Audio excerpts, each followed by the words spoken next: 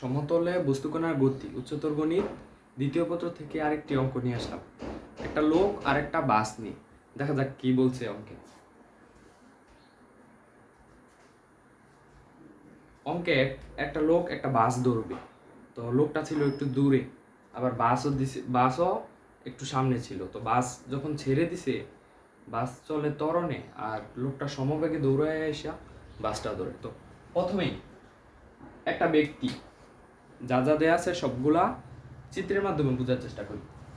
ধরা যাক যে এই একটা ব্যক্তি এখানে আছে, 50 মিটার দূরে অবস্থিত একটি বাসকে, তাহলে 50 মিটার দূরে একটা বাস দিলাম।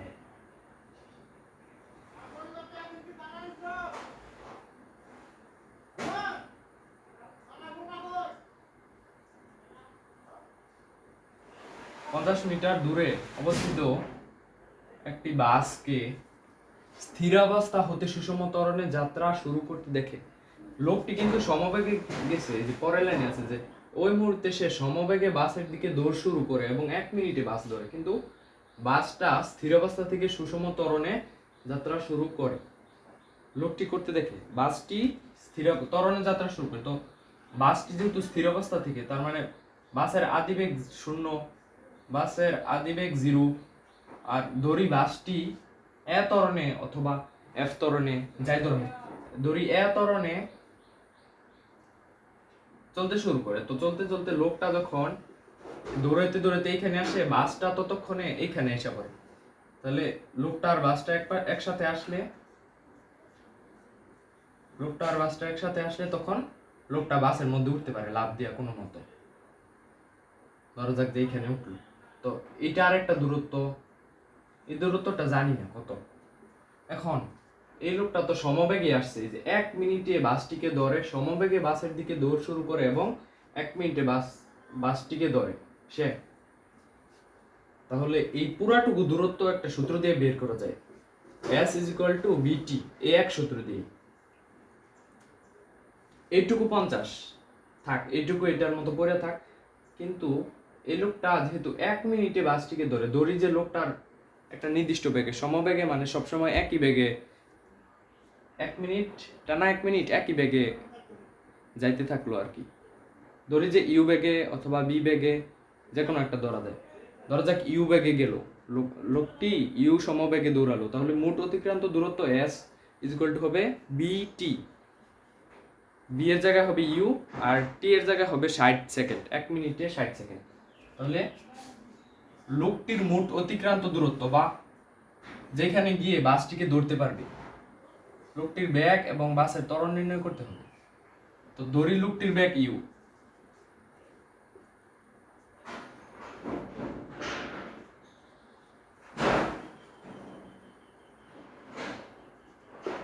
তাহলে অতএব লোকটির অতিক্রান্ত দূরত্ব হবে s = bt। লোকটির অতিক্রান্ত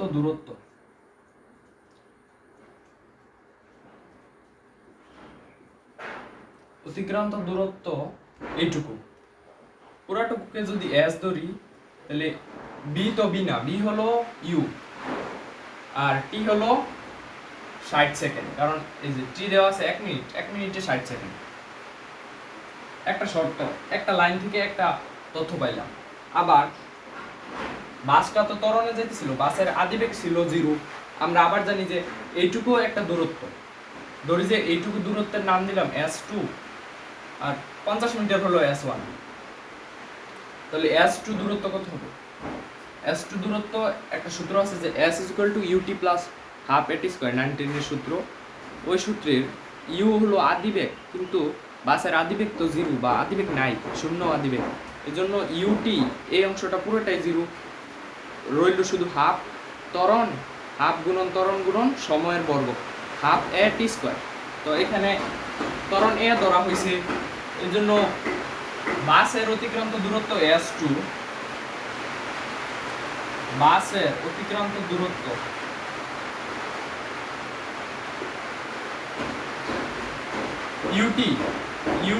u তো 0, এজন্য আর এটা লিখলাম না। ½ at² t হলো 60 স্কয়ার, তাহলে t² হলো 60 স্কয়ার, 60 স্কয়ার হলো 3600, 3600 কে 2 দ্বারা ভাগ দিলে হইব 1800। এটা আরেকটা শর্ত পাইলাম, দুইটা শর্ত পাইলাম।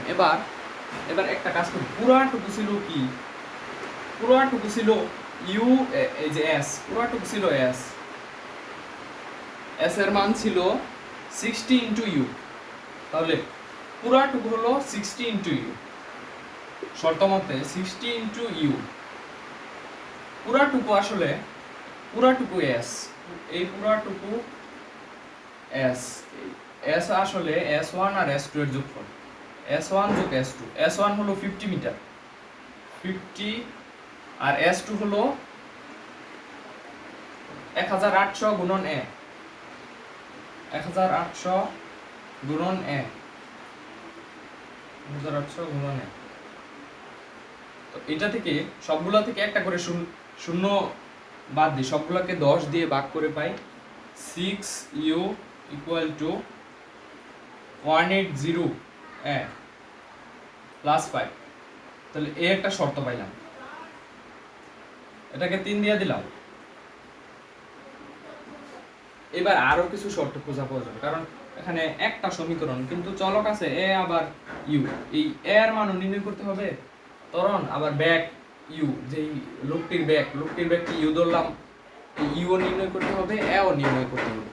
তো এবার কি করা যায়, এবার একটা সাধারণ চিন্তা করতে হবে, যখন কেহ একটা বাস দৌড়বে বা একটা ট্রেন যখন যাওয়া শুরু করে, তখন যদি ট্রেনটাকে দৌড়তে হয়, তাহলে ট্রেনটা যেই বেগে যাইবে, ট্রেনটা তো ত্বরণে যাবে, প্রথম তো আস্তে আস্তে যাবে, তারপরে না আস্তে আস্তে বেগ বাড়াবে।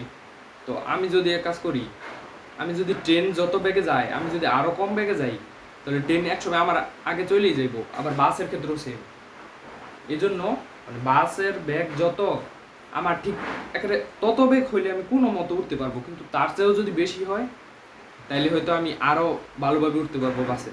মানে আর যদি এমন হয় যে বাসের বেগও 100, আমার 100 তো হয় না, বাসের বেগ 20, আমার বেগও 20 কিলোমিটার পার আওয়ার, তাহলে দেখা যায় আমি কোনো মতো খালি দৌড়াইতেছি, কোনো মতো খালি দরজা দিয়ে হাতল ধরে খালি উঠলাম, এরকম হইব।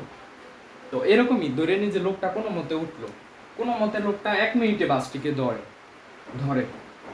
তো এই জন্য লোকটির বেগ ইউ আর বাসের শেষ বেগ, বাস যে এখানে আস্তে আস্তে শুরু করবে, এখানে গিয়ে বাসের বেগটা শেষ বেগটা যত হইব, ত্বরণের মাধ্যমে শেষ বেগ নির্ণয় করা যায়।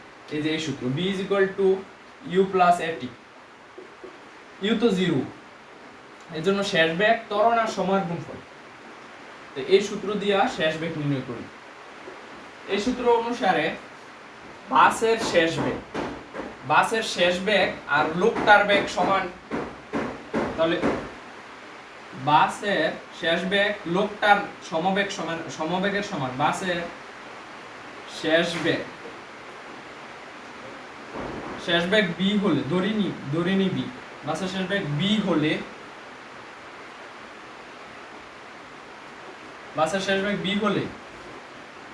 b = u + at, কিন্তু u তো 0, তাহলে u আর লিখলাম না, আর এ মানে এ ধরছি, আর টি হলো 60 সেকেন্ড, কারণ বাসটা এখান থেকে এখানে আসতে যেই সময়, লোকটাও এখান থেকে এখানে এসে বাসটাকে ধরছে একই সময়, তাহলে 60 লোকটার শেষ বেগ 60 এখন বাসের শেষ বেগ বি আসলে লোকটার সমবেগ যত ইউ তার সমান, এজন্য এটাকে সমান দিয়ে ইউ লিখব। এবার এখানে দেখা যায় যে একটা ইউ আছে, এই ইউ এর বদল, অর্থাৎ u = 60 এটাকে 4 দিলাম।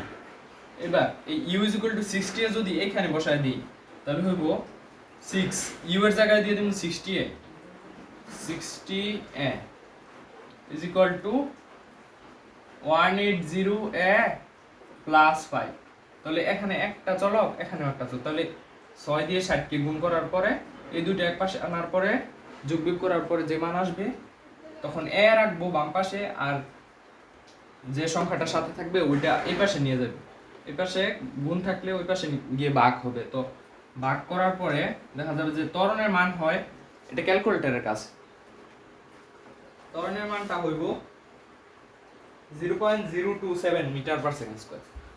0.027 মিটার পার সেকেন্ড স্কয়ার। এখন এই যে উত্তরের একটা অংশ পেয়ে গেলাম, এটা উত্তর, বাসটি ত্বরণ একটা উত্তর। আরেকটা উত্তর হলো লোকটির ব্যাগ।